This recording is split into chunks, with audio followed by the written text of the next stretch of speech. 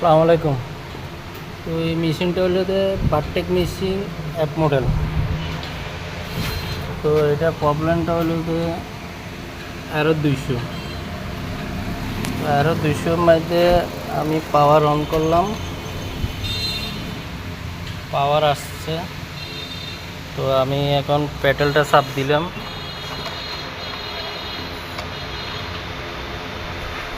এখন এরো আসছে 200। তো আসলে ভিডিওটা করার উদ্দেশ্য হলো তো আমরা লাইনে যারা লাইনে কাজ করে কিছু কিছু মেকানিক আছে মানে বুল স্ক্রু, এই যে এখন এক স্পিডে লড়াচড়া করতেছে না। এই যে এখানে একটা স্ক্রু আছে, স্ক্রুপটা ভুল লাগাইছি। তো এখন যখন আমি স্ক্রুপটা খুলবো,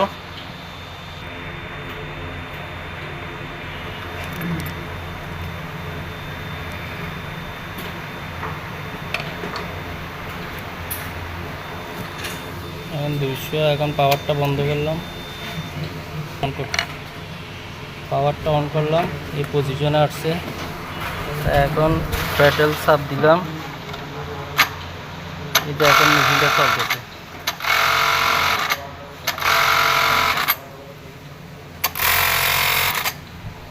এখন এরো নাই।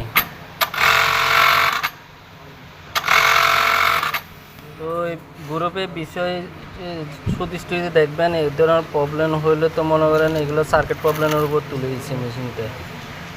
তো এখন কিছু কিছু মেকানিকের ভুলের কারণে এই অ্যারোগুলো